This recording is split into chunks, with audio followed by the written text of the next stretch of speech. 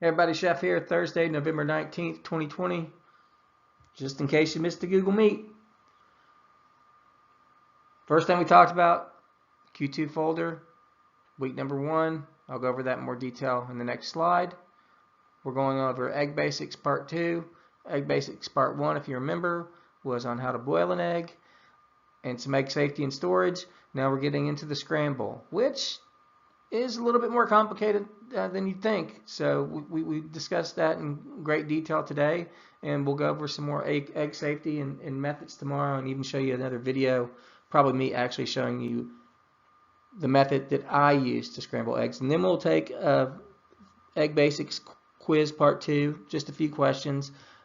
Make sure you'll use this video and another video tomorrow to take that quiz.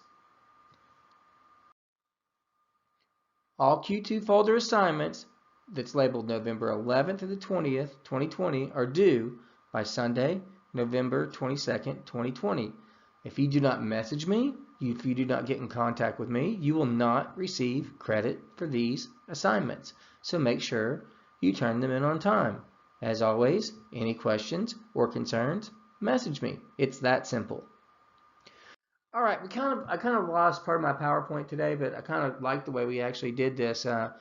We just kind of had a group discussion on what equipment is needed, and people messaged me on Google Meet, and we talked about what people use to scramble eggs, and I kind of broke it down to the most, I think, the important 6 pieces of equipment here. You need a non-stick pan. You do not want your eggs sticking to the pan, because if they're sticking to the pan, they will burn.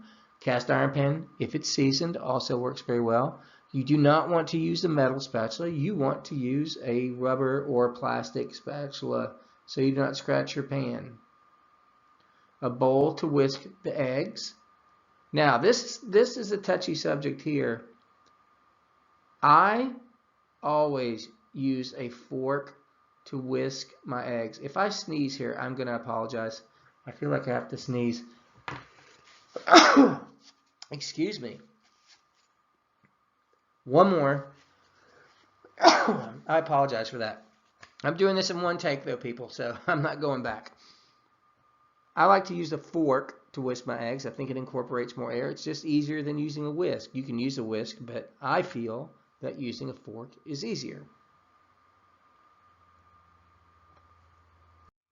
Ingredients. Obviously, you need eggs, butter, oil. Some of this is preference, some of this is technique. I think butter obviously adds better flavor than oil. You put too much oil in the pan for eggs, you're going to have oily eggs. Some people feel that milk makes your eggs rubbery.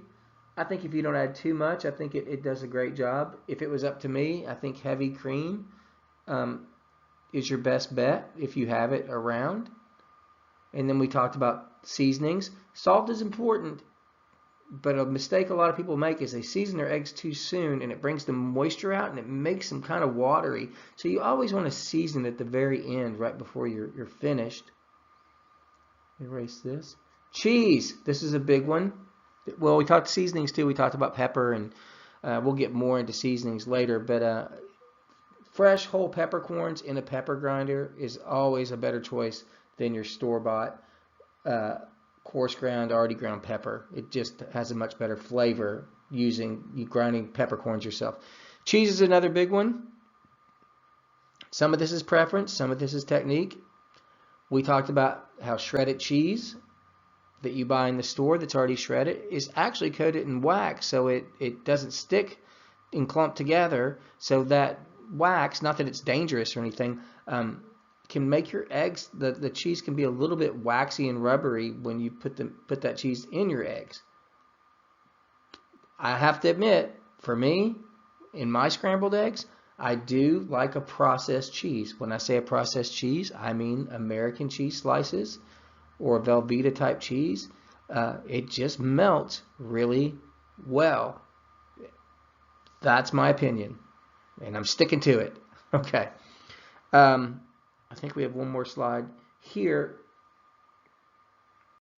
And we'll get into the actual cooking method more tomorrow. Hopefully I'll be able to make a video. Temperature of your pan is so important. If it's too hot, your eggs will get brown, and no one likes the taste of a brown, burnt egg. You need to go slow and low. You need a low heat, constant stirring. Let me put low heat here. Low heat, constant stirring, okay? And right before, your eggs might look a little underdone, and I'll show you this in a video tomorrow. You want to take it off the heat before they're done because the pan is still hot. So even though it's not on the heat anymore, it's still going to be warm enough where it'll keep cooking the eggs. So you want to take it off the heat 30 seconds, 45 seconds before you're done and keep stirring, and you will have perfectly cooked eggs. Once again, this is just to give you an idea of what we went over today. We will definitely go over this in more detail tomorrow and some of the egg safety as well, and we will take that quiz.